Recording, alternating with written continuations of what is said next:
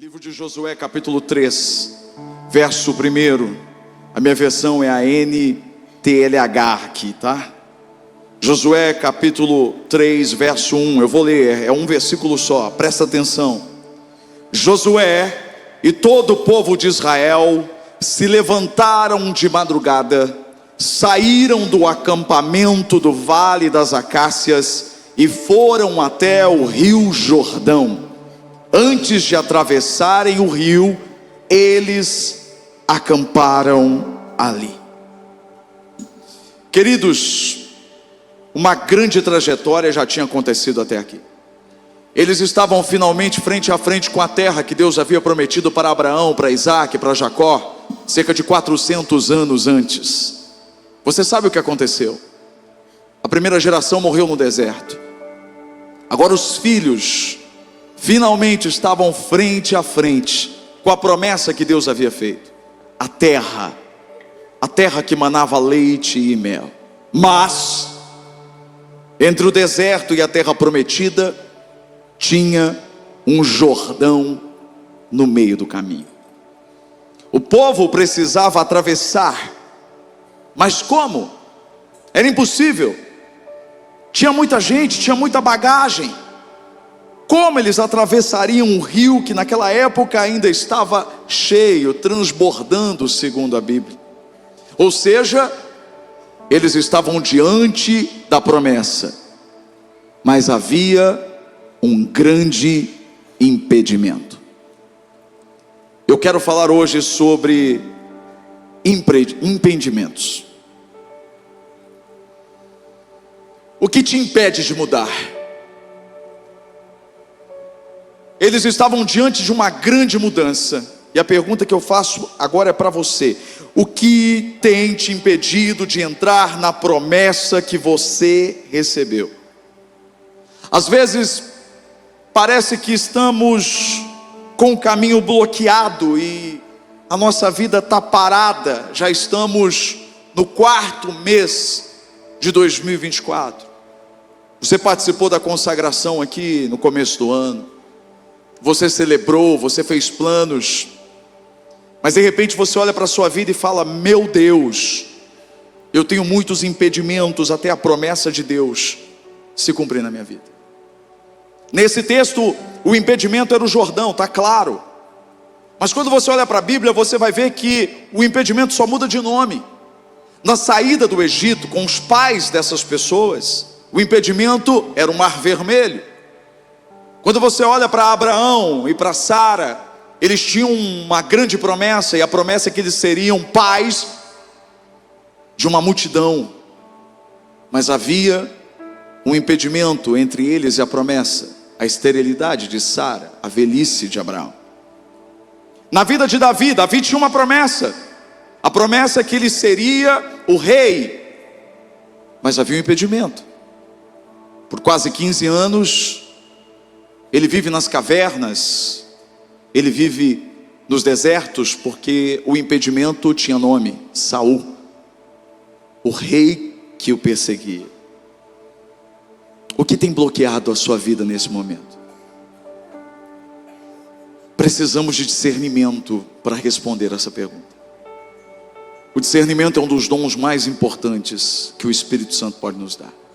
É muito bom falar em línguas, é muito bom ter outros e tantos outros, e você pode e deve buscar todos os dons do Espírito. Mas para mim o discernimento do Espírito é um dos melhores e mais importantes dons na atualidade. Porque estamos vivendo tempos difíceis. Precisamos discernir o que é e o que não é. O que é fato e o que é mentira. E quando se fala de impedimento, a gente precisa discernir. A grande questão é: de onde vem esse impedimento? Eu penso que existem 4 fontes que podem gerar impedimentos na nossa vida. E a primeira fonte eu não preciso nem explicar por quê, mas é o diabo. Se tem alguém que, desde quando você acorda até a hora que você vai dormir, alguém que trabalha dia e noite para que você tenha muitos impedimentos para não avançar e para não chegar onde Deus quer que você chegue, é o diabo. Satanás é o nosso inimigo, ele é o inimigo das nossas almas. Ele não quer que o futuro que Deus projetou para você se cumpra. É por isso que foi uma luta para muitas pessoas hoje para estarem aqui. Ele tenta impedir você de chegar à igreja, ele tenta impedir você de ouvir a palavra, ele tenta impedir você de mergulhar em mais intimidade, em oração, em busca, porque ele sabe que assim você vai crescer, e se você crescer espiritualmente, você vai ser uma bomba para o inferno. A segunda fonte de impedimento, é aí que a gente tem que tomar cuidado, porque não é só do diabo que vêm os impedimentos. Às vezes os impedimentos também vêm do próprio Deus. E louvado seja o nome dele, por muitas vezes colocar impedimentos na nossa vida. Porque se não fossem os impedimentos, eu não sei você, mas eu posso dizer por mim, se não fossem os impedimentos que o próprio Deus colocou na minha vida, eu teria quebrado a cara há muito tempo. Quem aqui tem essa consciência de que teria entrado numa fria, que nem estaria aqui hoje, se Deus não tivesse colocado um impedimento na sua vida? Então esse tipo de impedimento, ele merece a nossa gratidão. Você pode glorificar o nome do Senhor por isso? Obrigado, Jesus, obrigado por todos os impedimentos que o Senhor colocou. Por quê? Porque tem mudança que não é de Deus. Tem mudança que não é de Deus. Tem mudança que, se você fizer essa mudança, você vai acabar com a sua família, você vai acabar com o seu casamento, você vai se arruinar. É por isso que nós precisamos desse discernimento, porque às vezes é Deus nos impedindo de muitas coisas, e nós achamos que é o diabo, então resistimos a esse impedimento. Quando eu olho para a Bíblia, eu vejo que muitas vezes esse impedimento não quer dizer que aquilo que a gente queria era errado, mas às vezes Deus impede porque não era a hora, porque não era o tempo, e às vezes porque não era nem para mim. Quer um exemplo? Paulo, apóstolo Paulo, em Atos capítulo 16, versos 6 e 7, a versão aqui é NVI, Atos 16, verso 6 e 7, diz assim: Paulo e seus companheiros viajaram pela região da Frígia e da Galácia, tendo sido impedidos pelo diabo? Não, pelo Espírito Santo, de pregar a palavra na província da Ásia. Quando chegaram à fronteira da Mísia, tentaram entrar na Bitínia, mas o Espírito de Jesus os impediu. Quem é que impediu aqui? O Espírito. O Espírito impediu. Impediu por quê? Poxa, o Evangelho não podia ser anunciado lá? Sim, deveria e foi, mas não era o tempo. Às vezes Deus impede coisas de acontecerem na nossa vida porque não é o tempo. E a coisa certa no tempo errado é a coisa errada. É por isso que nós temos que ter esse discernimento e colocar o nosso coração em conjunto, em alinhamento com o coração de Deus. Deus, se não for o tempo, Senhor, impeça, porque se o Senhor não impedir, eu vou quebrar a cara. E se tem alguém que conhece o futuro, é Deus. Ele já está lá. Ele já está lá, ele já está no último dia desse ano, ele conhece todos os caminhos. E quando a gente tem uma venda nos olhos, falei isso hoje no Minuto de Encorajamento, quando a gente tem uma venda nos olhos, a gente tem que andar com quem tem a visão. E o Senhor tem a visão. Ele vê por dentro, ele vê por fora, ele vê as intenções. E ele sabe qual é o tempo certo, o tempo perfeito. Então, se não é o tempo, Senhor, me impeça. E mais, por que ele impediu Paulo? Porque não era para Paulo pregar o Evangelho ali. Não era. E a gente tem que ter essa sabedoria de entender que tem coisas que não são para nós. Tem coisas que você talvez está teimando em fazer, e que Deus está dizendo, não é para você. Isso não quer dizer que você não vai participar. Quando eu olho para Davi, Davi quis construir um templo para Deus, ele construiu? Não. Por quê? Porque Deus o impediu. Mas o Senhor disse para ele o quê? O seu filho Salomão vai construir o templo para mim. E o que Davi fez? Preparou as plantas, o projeto, conseguiu material, conseguiu doações, ele pegou a própria riqueza dele, ele fez uma oferta voluntária e ele participou disso tudo. Sabe o que eu tenho entendido nesse tempo? Tem muita coisa que nós não vamos conseguir fazer. Por mais que a gente lute, por mais que a gente tente, mas nós precisamos preparar a próxima geração para isso. Nós precisamos preparar aqueles que vão além da gente. Eu tenho trabalhado muito por isso, porque eu sei que tem muitas coisas que não são para mim, mas eu tenho papel, e eu preciso fazer com que essas coisas sejam viáveis para a próxima geração. Eu estou falando como pai, eu estou falando como pastor. Você também tem essa missão. Então, se Deus coloca um impedimento, você deve perguntar por quê? Porque fazer uma coisa que Deus não mandou é terrível. Vai te gerar dor, vai gerar sofrimento, e você vai quebrar a cara. E outra coisa, não era o propósito. Por que Paulo não pregou o evangelho na Ásia ali? Porque ele tinha que pregar o evangelho na Macedônia. Você conhece a história. Ele expulsa o demônio da menina, adivinha? É chicoteado, acaba preso. E aí vem aquela passagem que todos nós amamos. Por volta da meia-noite, Paulo e Silas cantavam e oravam. E aí vem um terremoto sobre aquela prisão. As portas foram abertas. O carcereiro fica desesperado, vai se matar. Ele diz, não faça isso. Ninguém saiu. E a Bíblia diz o que aconteceu naquela noite. A salvação entrou na casa daquele carcereiro. Ele e a casa dele foram salvos. Deus se importa com uma família, Deus se importa com uma pessoa. Às vezes a gente está mais preocupado com a multidão, às vezes a gente está mais preocupado com o continente, e às vezes Deus está preocupado com uma família. Deus está preocupado com uma pessoa. Então não era o propósito.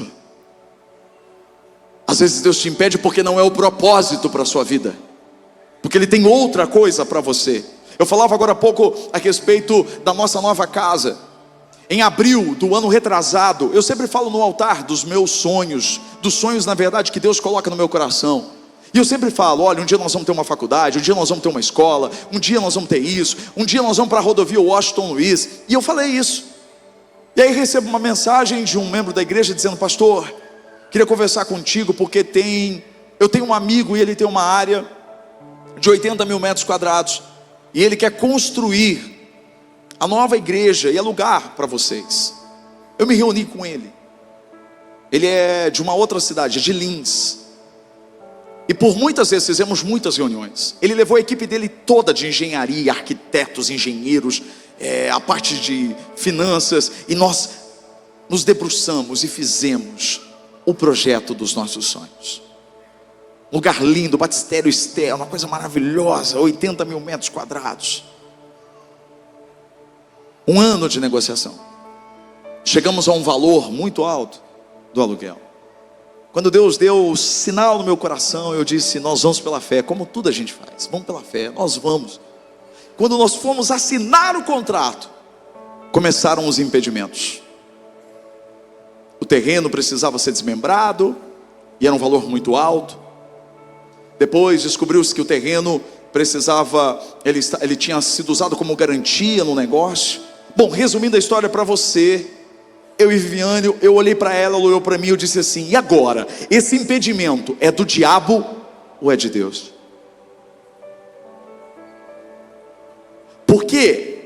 Porque pode ser o diabo, que não quer que a gente mude, que a gente vá para um lugar maior, não quer que isso aconteça, que o reino de Deus se estabeleça e cresça. Mas também pode ser Deus. E nós oramos e chegamos à conclusão que aquilo vinha de Deus. E sabe o dia que você não está nem pensando nisso? Eu moro numa ponta da Washington Luiz, a primeira entrada, sentido capital. E a igreja onde nós estamos hoje fica na última entrada sentido capital. Então eu pego a rodovia todos os dias. Eu voltando da igreja para casa, a gente passa em frente à casa noturna mais tradicional da cidade. Eu olho para a Viviane e digo assim: será que eles não alugam? Aí a Viviane olhou para mim e falou: ué, Deus é o dono de tudo. Falei: então fala com a pessoa tal e pede para marcar uma reunião. Cheguei lá para marcar uma reunião com ele. Falei: olha, é o seguinte, eu vim aqui porque eu queria saber se o senhor quer alugar. Ele falou: ué, mas alugar o quê? A gente não está fechado, a casa noturna está funcionando. Eu falei: sim, mas então, eu acho que depois da pandemia as coisas não estão fáceis. Ele: não, eu estou bem. Eu falei: então o senhor deve estar cansado, não é? 17 anos trabalhando à noite. Ele: isso é verdade, eu estou cansado. Eu falei: então eu queria alugar. Ele falou: mas o que você quer fazer? Eu falei: igreja. Igreja? Eu falei: igreja. E começamos a negociar.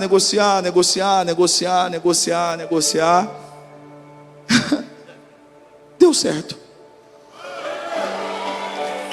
A maior casa noturna de São Carlos agora é a casa de Deus. Deus tinha um projeto maior, muito maior do que o meu. A casa que a gente ia construir era um lugar para 2.600 pessoas. A gente vai começar com 4.000 cadeiras por culto agora. Deus sempre tem o melhor. Aí você fala assim: pastor, então por que ele permitiu vocês ficarem um ano fazendo projeto, negociando e falando? Porque eu nunca conseguiria alugar com um valor tão alto se eu não tivesse sido preparado para os números altos. Deus estava me preparando a minha mentalidade para poder negociar. Deus está preparando você. Às vezes você está chateado porque Ele te impediu. Você fala: meu Deus, Ele está me impedindo. Não, Ele está preparando o melhor para você. Então o impedimento pode vir do diabo, o impedimento também pode vir de Deus. Mas o terceiro, o impedimento também pode vir de nós mesmos. Às vezes não é o diabo, às vezes não é Deus, às vezes é você, às vezes sou eu. Você pode estar impedindo a promessa de se cumprir na sua vida. Nossa, pastor, como é que o senhor fala isso? O senhor fala, como é que eu posso impedir alguma coisa? Ninguém pode impedir a Deus. Mas o seu pecado faz separação. Quando você não se arrepende, quando você não confia naquilo que Jesus fez por você, quando você não deixa os seus pecados, quando eu não deixo, é que eu não estou preparado. E aí eu me impeço, porque eu não estou pronto para viver tudo que Deus tem para mim. Então a pergunta que você precisa fazer hoje é: será que eu estou impedindo? Porque quando eu olho para essa história, eu vejo que a primeira geração, os pais dessas pessoas, a primeira geração que saiu lá do Egito, por exemplo, esse povo foi o próprio povo que criou impedimentos. Eles criam em Deus, mas desconfiavam o tempo todo das intenções do Senhor para com eles. E uma mente desconfiada não consegue contemplar e muito menos viver as promessas de Deus. Se você olhar para a Bíblia, você vai ver que eles agiam como órfãos o tempo todo. Porque quando eu falo pecado, às vezes a pessoa fala: não, mas eu não peco. Não, a sua incredulidade é pecado.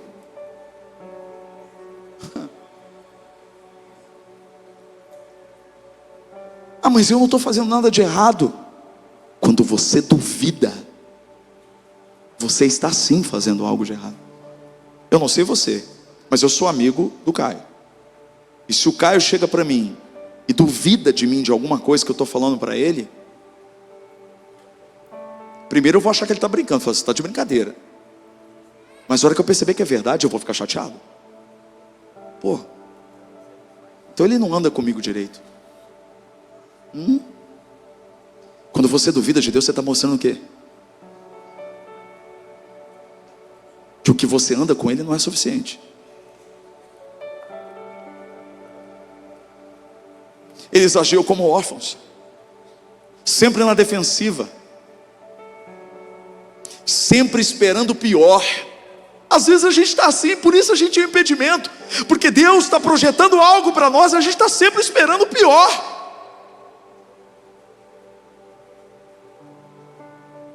Quando na verdade deveríamos acordar de manhã com expectativa. Às vezes acordamos tão pilhados, esperando o pior acontecer, e às vezes valorizando mais o passado do que o futuro. Era isso que esse povo fazia todo o tempo todo. Olha que impedimento. Ai, que saudades do Egito. Porque no Egito. Porque no Egito.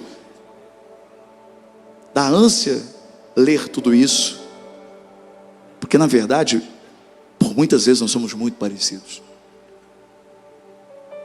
Não é que você não sabe, pastor, mas o meu passado, deixa eu dizer uma coisa: quando Deus está com você, o seu passado nunca vai ser melhor do que o seu futuro, porque Deus é um Deus que sempre vai fazer melhor.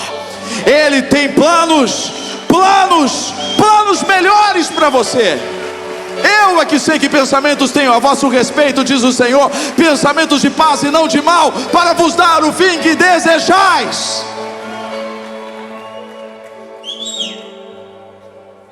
Então aqui, Deus precisou me mudar muito, porque por muitas vezes eu mesmo fui o meu próprio impedimento, e às vezes ainda me pego com resquícios disso. Eu precisava que Deus trabalhasse na minha identidade. Quando a sua identidade não é transformada, você se torna um impedimento para o que Deus quer fazer, porque você não entendeu quem você é. Se você ainda não entendeu quem você é, como é que Deus pode te usar? E por muitas vezes, Deus está me quebrando há muito tempo, mas hoje, olhando num retrospecto de 7 anos como pastor, agora em maio, eu dou uma olhada para trás. Eu me lembro de um dia que eu apresentei o jornal ao meio-dia, apresentei o jornal da noite, era um sábado, e fui pregar numa igreja pequena. Eu era o apresentador do jornal, fui lá pregar. E se tinha uma coisa que eu ficava super chateado, é quando o pastor depois pegava o microfone e dizia assim: gente, vamos agora fazer uma oferta aqui especial para a gente entregar para o Juliano. Não era pastor. Eu ficava muito mal. Eu falava: meu Deus, que vergonha. Olha isso, está me constrangendo.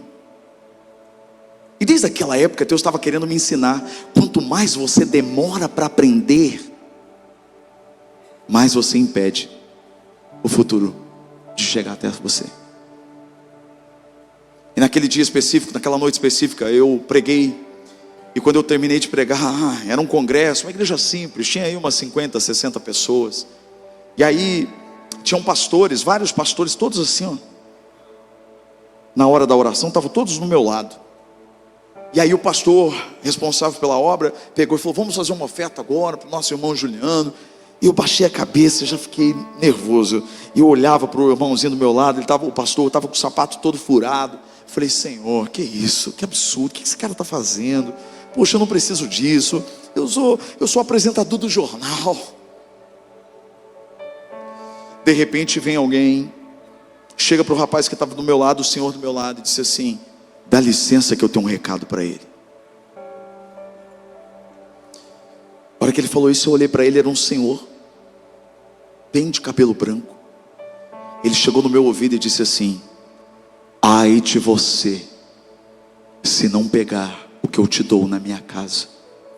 Hoje você não precisa, mas um dia isso é que vai te sustentar. Irmão, eu não sei, mas eu chorei. Então Deus começou a trabalhar comigo e me quebrando, para eu entender que eu precisava depender dEle. que eu tinha que parar de impedir, porque aquilo na verdade eram sementes para o meu futuro, e eu nem imaginava que eu seria pastor na vida. Só que aí eu fui de um ponto, eu fui para o outro. Sabe aquela história de 8, 80? Aí eu já comecei a viver um outro momento da minha vida, um momento em que eu não via as coisas acontecendo, que eu falava assim, por que Deus vai fazer isso por mim? Sabe quando você fala assim, quem sou eu? E a gente não pode ir para os extremos. Você não pode ser uma pessoa orgulhosa, mas você também não pode desvalorizar o que Deus está fazendo e o que Ele quer fazer através de você, porque Ele te ama. A depreciação não é de Deus, a autodepreciação. E por muitas vezes a gente vivendo um dos piores momentos no início do nosso ministério, e a gente via os pastores pregavam, e eles falavam, sabe, testemunhos de que, ganhou um carro, ganhou uma casa, e a gente passando por uma dificuldade. A pastora olhava para mim e dizia assim, amor, olha isso, amor, Deus pode fazer na nossa vida. E eu olhava para ela por muitas vezes e dizia assim, por que você acha que Deus vai fazer isso por mim? Por você? Olha como eu era o impedimento. Eu dizia assim, por que você acha? Nós não merecemos. E de fato, nós não merecemos. Mas existe um fator, que é a graça, que é o favor imerecido. Ele não faz porque nós merecemos, Ele faz porque Ele quer fazer. Ele faz porque Ele ama fazer. Ele faz para que o nome dEle seja glorificado. E Ele me quebrou mais uma vez. E Ele precisava me quebrar, porque senão não poderia viver o que eu estou vivendo hoje. Durante todos os outros prédios, eu falei isso da outra vez que eu vim aqui, eu acho, todos os donos fizeram a reforma. E eu sempre falei, a fé é a mesma, a fé é a mesma. Quando chegou esse lugar onde Deus nos mandou, nada de ninguém fazer a reforma tinha a gente que tinha que fazer. Primeira coisa, construir um prédio para o Ministério Kids, 1.100 metros, que já vai começar pequeno. Forro inteiro na igreja, granilite, telão, 60 metros de LED. Sabe quando você olha e começa a se desesperar? Não foi o que aconteceu comigo. Por quê? Porque Deus me ensinou a depender dEle. Eu não estou contando isso como, não, eu estou querendo dizer para você que Ele começou a fazer milagres na igreja. O cara vai dar um testemunho lá e ele diz, Deus falou comigo, eu estou dando 6 meses de aluguel da nova casa para vocês. Eu falei, 6 meses de aluguel? Chega no final, isso foi na quinta. Aí vim para cá no sábado, né, na imersão, Rony, e foi lindo aqui o que Deus fez aqui. Chego lá no domingo, aí um irmão procura e fala assim, quantas cadeiras estão faltando? Ele deu todas as cadeiras. Aí chega alguém e fala assim, quanto que é para colocar o forro? Eu vou dar o forro. A igreja começou a se mobilizar de um jeito. A gente pensava em gastar 2 milhões.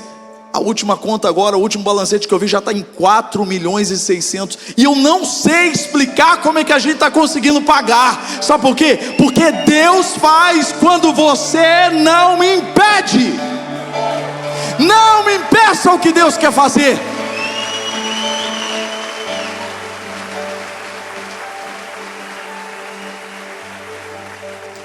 E não é só na igreja, é na vida pessoal. Fui pregar quarta-feira lá em Florianópolis.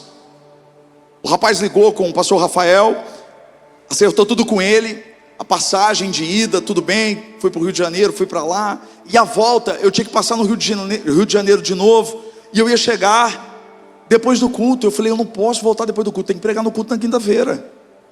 E aí eu achei chato falar para eles, porque já tinham comprado a passagem. O que eu fiz? Eu falei, pastor Rafael, faz o seguinte, compra a passagem, divide para mim, no meu cartão, em 12 vezes. Eu e Viviane. É caro, filho, vai ver para você ver. E aí eu fui, nós fomos. Fui lá, preguei. Foi uma benção. Ainda lá, um pastor amigo meu manda uma mensagem. Alguém que eu não esperava. Ele disse assim, Juliano e Viviane, eu estava orando por vocês. E Deus me entregou uma palavra para vocês. E Ele começou a falar. Ele está vendo tudo e tal, tal. E no final Ele diz assim, e Ele colocou no meu coração, eu quero 2 favores.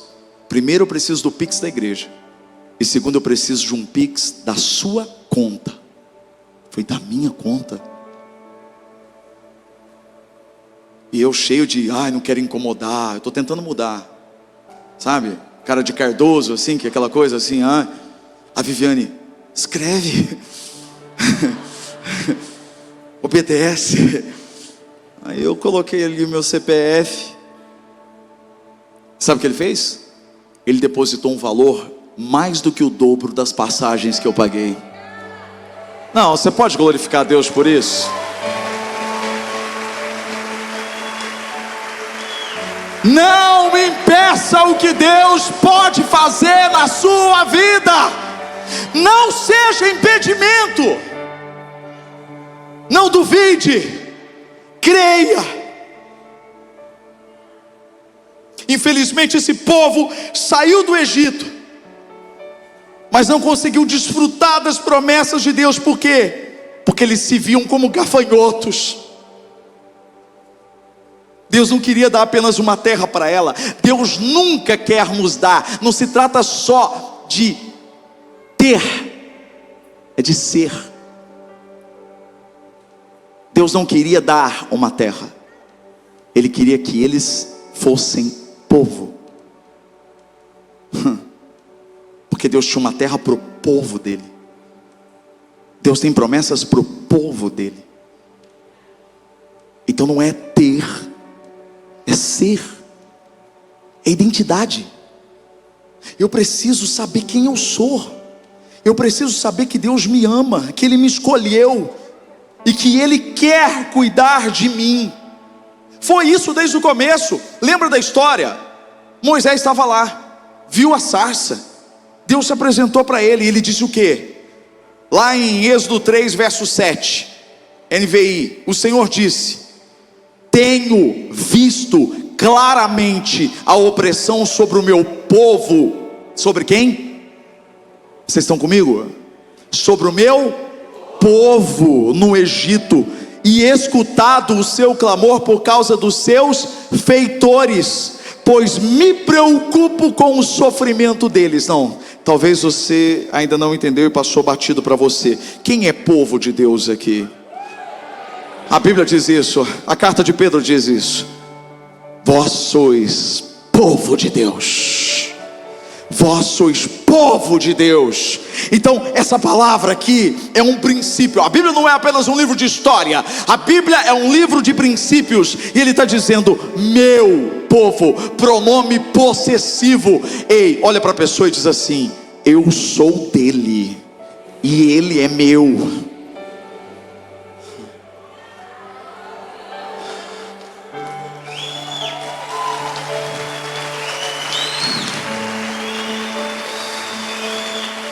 Porque uma coisa é você crer em Deus, outra coisa é você saber e crer e entender que você pertence a Ele. Crer que Deus existe, qualquer um crê, filho. Não, mas eu creio que Deus pode fazer. Às vezes a gente crê que Deus pode fazer na vida dos outros, mas quando você está, mas e na sua vida você crê? Por quê? É um problema de identidade. Você não se vê como povo de Deus. Ele está dizendo: meu povo, eu tenho visto. Deus vê, filho. Ele vê o povo dele. Ele viu você trabalhando hoje. Ele viu você procurando emprego hoje. Ele viu as dificuldades. Ele viu a perseguição. Ele viu. E mais do que isso, ele está dizendo assim: olha, eu me preocupo com o sofrimento deles. Você acha que ninguém se preocupa com você? Você acha que ninguém está notando, que ninguém está vendo? Ei, o seu Deus, o seu Pai, se você é povo dele, pega essa palavra. É interessante porque você não vai ver em nenhum momento da Bíblia Deus preocupado. Ele está dizendo: eu me preocupo com o sofrimento deles, e eu tenho escutado o clamor. Quem tem clamado ao Senhor aqui? Você orou hoje, meu filho? Então quero te dizer, Ele te ouviu. Ele te ouviu. O povo clamou por uma mudança, mas quando a mudança chegou, todos resistiram a ela. Mas agora era a vez dos filhos. Eu estou num terceiro impedimento. Aquele povo, agora, esses novos, eles precisavam de uma experiência antes da promessa. Porque uma experiência com Deus muda tudo. É por isso que muitas vezes Deus não vai te colocar na promessa sem antes te dar uma experiência. Porque sem experiência você faz bobagem na promessa. Mas quando você sabe quem é Deus e que Deus é vivo, você vai entrar com temor. Temor para mim, a maior definição de temor para mim é levar Deus a sério. Então você entra com temor, você leva Deus a sério na promessa. No caso deles, o impedimento deles não vinha do diabo, não vinha de Deus e não vinha deles, como aconteceu com os pais deles. Qual que era o impedimento? Era o Jordão. E o Jordão era o quê? Era um rio, ou seja, era um impedimento circunstancial. Poxa, não dá para espiritualizar tudo. Era um rio, poxa, o rio estava no meio do caminho. Não foi o diabo que colocou o rio ali. Foi Deus na criação? Foi. Mas não era Deus impedindo eles de entrar ali. Eles não tinham nada a ver com isso. Existem impedimentos que são circunstanciais. São circunstâncias. Mas elas não passam batidas para Deus. Aliás, Deus usa circunstâncias difíceis para nos ensinar a confiar nele. Sabe o que eu acho mais louco desse texto, Caio? É que Deus coloca eles diante do Jordão, acampados por 3 dias. 3 dias. 3 dias. E desaparece, não fala nada. Meu Deus.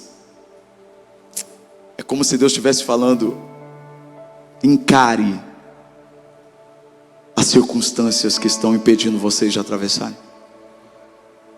Olha para essa circunstância, porque eu vou acabar com ela já já. Olha para essa circunstância, encara, faz cara de bravo para ela. Olha para o Jordão dizendo assim: você está aqui agora, mas daqui a pouco vai acontecer alguma coisa, porque eu tenho uma promessa. Há uma promessa para mim. Deus não me trouxe até aqui para me deixar aqui. Então encara o seu Jordão, encara o seu impedimento, não se abatendo, sendo forte, sendo corajoso, e não se precipite. Eu amo isso. Deus não fala nada, só coloca eles lá frente a frente com o Jordão. Às vezes Deus vai colocar você frente a frente com o seu impedimento para ver o que você vai fazer. E sabe o que tem muita gente fazendo? Se precipitando. Como que alguém podia se precipitar ali diante do Jordão? É simples. Você concorda comigo que ali tinham pessoas que podiam nadar e podiam ir tranquilo? Mas daria para eles levarem as outras coisas? As crianças? Então peraí. Você está me dizendo que eles conseguiriam atravessar, mas sozinhos? Peraí.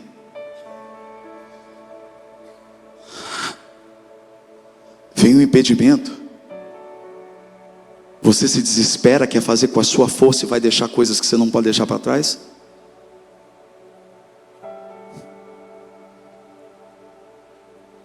Eu entendo a pressão, mas você vai deixar a sua família por causa de um trabalho e vai embora? Vai deixar todo mundo para trás?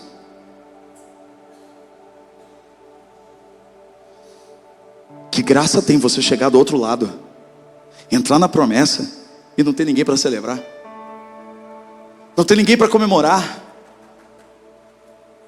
Tem muita gente chegando, e não é simplesmente chegar, é como você vai chegar e com quem você vai chegar. Porque se você agir por conta própria, você vai deixando um rastro de destruição pelo caminho. Tem gente que chegou, é presidente da empresa tal, só que perdeu a família, deixou para trás.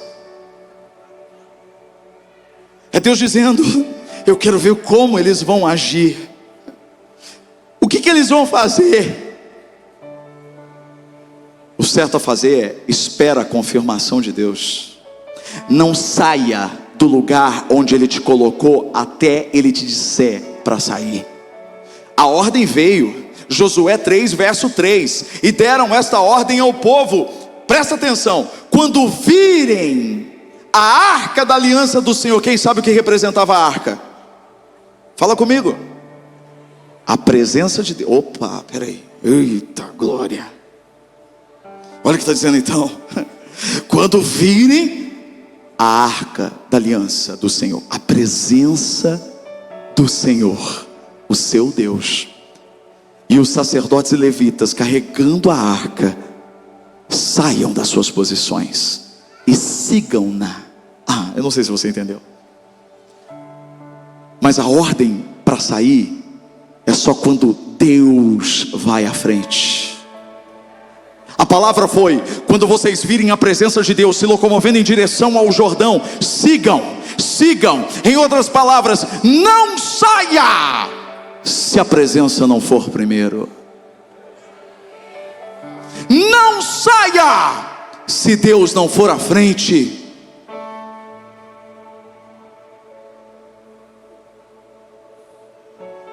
Se Deus não for, eu não vou. Se mova de acordo com Deus. Não se mova sem Ele, mas também não fique onde Ele já não está.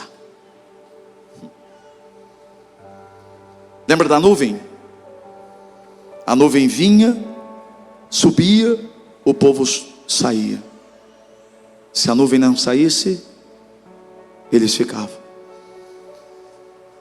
Dura coisa é quando você não obedece a ordem para se mover. A presença está indo e você não foi. A presença vai e você fica. Então Josué ordena ao povo, verso 5, eu estou terminando. Você gravou? Podia mostrar isso lá na nossa igreja, né? Hoje eu entendo, toda vez que vai o pastor lá, o bispo fala: estou terminando. Não! Aí eu falo: gente, eu prego toda vez aqui. Olha a ordem. Josué ordenou ao povo: santifiquem-se, pois amanhã o Senhor fará maravilhas entre vocês. Santifiquem-se, porque amanhã o Senhor fará maravilha entre vocês. Peraí. Santificar-se aqui é: abstenham-se de tudo o que pode comprometer o futuro de vocês. Uau. Santo significa separado. Então santificar-se quer dizer separar-se. Se separe do que te separa de Deus, meu filho, porque sem Deus não tem futuro para você.